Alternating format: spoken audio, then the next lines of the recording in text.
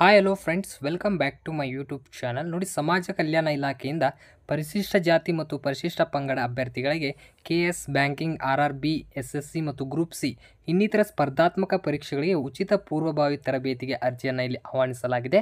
ಈ ಒಂದು ಪ್ರೀ ಕೋಚಿಂಗ್ಗೆ ಸಂಬಂಧಪಟ್ಟಂಗೆ ನಾವು ಡಿಟೇಲ್ ಆಗಿ ನೋಟಿಫಿಕೇಷನ್ನ ತಿಳಿದುಕೊಳ್ಳೋಣ. ಸೊ ಅದಕ್ಕೂ ಮುಂಚೆ ಇನ್ನೂ ಯಾರು ನಮ್ಮ ಯೂಟ್ಯೂಬ್ ಚಾನಲ್ನ ಸಬ್ಸ್ಕ್ರೈಬನ್ನು ಮಾಡ್ಕೊಂಡಿಲ್ಲ, ಬೇಗನೆ ನಮ್ಮ ಯೂಟ್ಯೂಬ್ ಚಾನಲ್ನ ಸಬ್ಸ್ಕ್ರೈಬ್ ಮಾಡ್ಕೊಳ್ಳಿ. ಮತ್ತು ಟೆಲಿಗ್ರಾಮ್ ಗ್ರೂಪಿಗೆ ಯಾರು ಜಾಯ್ನ್ ಆಗಿಲ್ಲ ನೋಡಿ, ಬೇಗನೆ ನಮ್ಮ ಟೆಲಿಗ್ರಾಮ್ ಗ್ರೂಪಿಗೆ ನೀವು ಜಾಯ್ನ್ ಆಗ್ಬೋದು. ಬನ್ನಿ, ಈಗಾಗಲೇ ಸಮಾಜ ಕಲ್ಯಾಣ ಇಲಾಖೆಯಿಂದ UPSCಯಿಂದ ನಿಮಗೆ ಅಂದರೆ UPSC ಫ್ರೀ ಕೋಚಿಂಗನ್ನು ಕರೆಯಲಾಗಿತ್ತು. ಆದರೆ ಈಗ KS ಬ್ಯಾಂಕಿಂಗ್ ಇನ್ನಿತರ ಸ್ಪರ್ಧಾತ್ಮಕ ಪರೀಕ್ಷೆಗೆ ಒಂದು ಪ್ರೀ ಕೋಚಿಂಗ್ಗೆ ಕರೆಯಲಾಗಿದೆ. ಏನೇನೋ ಒಂದು ಎಲಿಜಿಬಿಲಿಟಿ ಬೇಕಾಗುತ್ತೆ ಅಂತ ಈ ವಿಡಿಯೋದಲ್ಲಿ ನೋಡ್ಕೋಣ.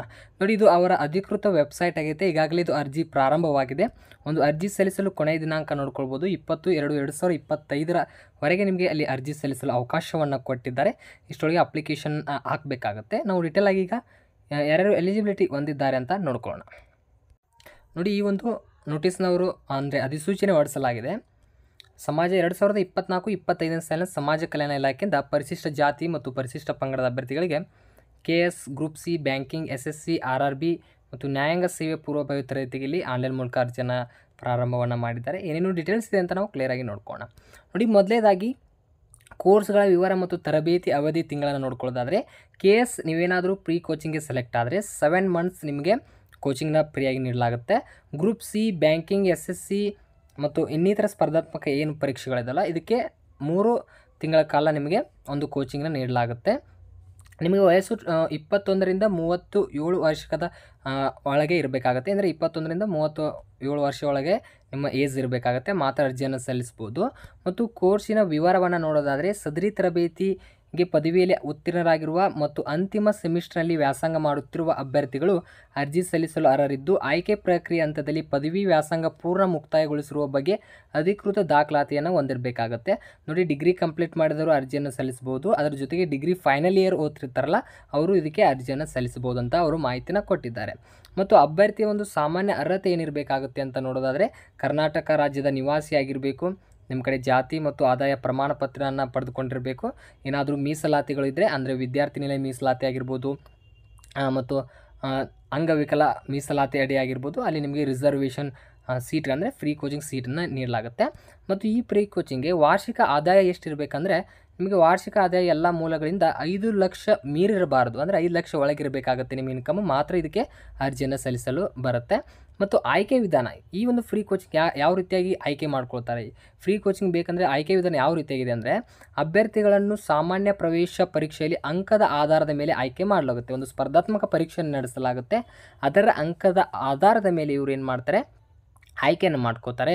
ಏನು ಮೆರಿಟ್ ಆಧಾರದ ಮೇಲೆ ಏನು ಆಯ್ಕೆ ಮಾಡ್ಕೋತಾರಲ್ಲ, ಅಲ್ಲಿ ಕೌನ್ಸಿಲಿಂಗ್ ಮೂಲಕ ಅಭ್ಯರ್ಥಿಗಳನ್ನ ತರಬೇತಿ ಸಂಸ್ಥೆಗೆ ಅವರು ನಿಯೋಜನೆ ಮಾಡ್ತಾರೆ. ನೀವು ಅಲ್ಲಿ ಹೋಗಿ ಫ್ರೀ ಕೋಚಿಂಗನ್ನ ಪಡೆದುಕೊಳ್ಬೋದು. ನೋಡಿ, ಈ ಫ್ರೀ ಕೋಚಿಂಗ್ ಆದರೆ ನಿಮಗೆ ಶಿಷ್ಯ ವೇತನ ಅಥವಾ ಶಿಷ್ಯ ವೇತನ ಮಾಸಿಕವಾಗಿ ಯಾವ ರೀತಿಯಾಗಿ ಕೊಡ್ತಾರೆ ಅಂದರೆ, ನಿಮಗೆ ಶಿಷ್ಯ ವೇತನ ಪ್ರತಿ ತಿಂಗಳಿಗೆ 5,000 ರೂಪಾಯಿ. ಅಂದರೆ KS ಸೆಲೆಕ್ಟ್ ಆದರೆ 7 ತಿಂಗಳ ಕಾಲ ನಿಮಗೆ 5,000 ರೂಪಾಯಿ ಕೊಡ್ತಾರೆ. ಮತ್ತು ಗ್ರೂಪ್ ಸಿ ಇನ್ನಿತರ ಏನು ಸ್ಪರ್ಧಾತ್ಮಕ ಪರೀಕ್ಷೆ ಅದಲ್ಲ, ಇಲ್ಲಿ ನಿಮಗೆ 3 ತಿಂಗಳ ಕಾಲ 5,000 ರೂಪಾಯಿನ ಕೊಡಲಾಗುತ್ತೆ. ಈ ರೀತಿಯಾಗಿ ಪ್ರೀ ಕೋಚಿಂಗ್ಗೆ ಸಂಬಂಧಪಟ್ಟಂಗೆ ಇವರು ಡೀಟೇಲ್ಸ್ನ ನೀಡಿದ್ದಾರೆ.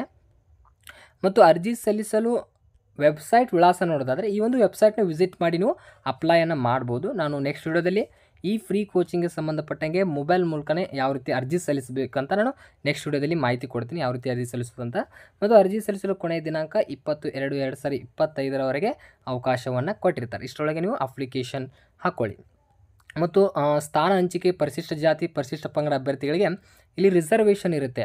ಅಂದರೆ ಅಂಗವಿಕಲ ಅಭ್ಯರ್ಥಿಗಳಾಗಿದ್ದರೆ 4% ನಿಮಗೆ ರಿಸರ್ವೇಷನ್ ಇರುತ್ತೆ. ಮತ್ತು ಹಾಸ್ಟೆಲ್ ಅಭ್ಯರ್ಥಿಗಳಿಗೆ 10% ಏನು ರಿಸರ್ವೇಷನ್ ಇರುತ್ತೆ. ಈ ಎಲ್ಲ ಒಂದು ರಿಸರ್ವೇಷನ್ ಏನಿದೆ, ಈ ಫಾರ್ಮ್ನ ಇಲ್ಲಿ ಅವರೇ ಒಂದು ವೆಬ್ಸೈಟ್ನಲ್ಲಿ ನೀಡಿದ್ದಾರೆ. ಆ ಫಾರ್ಮ್ನ ನೀವು ಡೌನ್ಲೋಡನ್ನು ಮಾಡ್ಕೊಂಡು, ನೀವು ಹಾಸ್ಟೆಲ್ ಅಭ್ಯರ್ಥಿಗಳು ಏನಾಗಿದ್ದರೂ ಆಗಿದ್ದರೆ, ನಿಮ್ಮ ಹಾಸ್ಟೆಲ್ನಲ್ಲಿ ಯಾವ ಹಾಸ್ಟೆಲಲ್ಲಿ ನೀವು ಸ್ಟಡಿಯನ್ನು ಮಾಡಿ ಬಂದಿರಲ್ಲ, ಅಲ್ಲಿ ನೀವು ಹೋಗಿ ಸಿಗ್ನೇಚರ್ನ ಮಾಡಿಸ್ಕೊಂಡು ನೀವು ರಿಸರ್ವೇಷನ್ ತೊಗೊಳ್ಬೋದು. ನಾನು ಅಪ್ಲೈ ಮಾಡುವಾಗ ಹೇಳ್ತೀನಿ ಯಾವ ರೀತಿ ಮಾಡಬೇಕು ಅಂತ. ಸದ್ಯಕ್ಕೆ ಈ ರೀತಿಯಾಗಿ ನೀವು ನೋಡ್ಕೊಳ್ಬೇಕಾಗತ್ತೆ. ನೋಡಿ, ಗಮನದಲ್ಲಿಡಬೇಕಾದ ಅಂಶಗಳನ್ನು ನೋಡ್ಕೋದಾದರೆ, ನಿಮಗೆ ಇಲ್ಲಿ ಪ್ರತಿಯೊಂದು ಅಪ್ಡೇಟ್ ಇಲ್ಲೇ ಬರುತ್ತೆ ಅಂತ ಮಾಹಿತಿಯನ್ನು ಕೊಟ್ಟಿದ್ದಾರೆ. ಇಷ್ಟೇ ಇನ್ಫಾರ್ಮೇಷನ್ ಇದೆ. ನೋಡಿ, ಈ ಫ್ರೀ ಕೋಚಿಂಗ್ಗೆ ಸಂಬಂಧಪಟ್ಟಂಗೆ SC ST ಅಭ್ಯರ್ಥಿಗಳು ಮಾತ್ರ ಅರ್ಜಿ ಸಲ್ಲಿಸಬೇಕು. ನಿಮಗೆ ಪ್ರತಿಯೊಬ್ಬರು ಇದಕ್ಕೆ ಅರ್ಜಿಯನ್ನು ಸಲ್ಲಿಸ್ಬೋದು. SC ST ಅಭ್ಯರ್ಥಿಗಳು ಡಿಗ್ರಿಯನ್ನು ಕಂಪ್ಲೀಟ್ ಮಾಡಿರಬೇಕು ಅಥವಾ ಫೈನಲ್ ಇಯರ್ ಇದ್ದರೆ ಇದಕ್ಕೆ ಅರ್ಜಿಯನ್ನು ಸಲ್ಲಿಸ್ಬೋದು. ಈ ರೀತಿಯಾಗಿ ಸಂಬಂಧಪಟ್ಟಂಗೆ ನಾನು ಮಾಹಿತಿ ತಿಳಿಸಿದ್ದೀನಿ. ಇದರಲ್ಲಿ ಏನಾದರೂ ಡೌಟ್ಸ್ ಇದ್ದರೆ ಆದಷ್ಟು ಕಮೆಂಟ್ ಸೆಕ್ಷನಲ್ಲಿ ಕಮೆಂಟ್ ಮಾಡಿ. ಈ ವಿಡಿಯೋ ಇಷ್ಟ ಆದರೆ ಲೈಕ್ ಮಾಡಿ. ಮುಂದಿನ ವಿಡಿಯೋ ಸಿಗೋಣ. ಅಲ್ಲಿವರೆಗೂ ನಮಸ್ಕಾರಗಳು.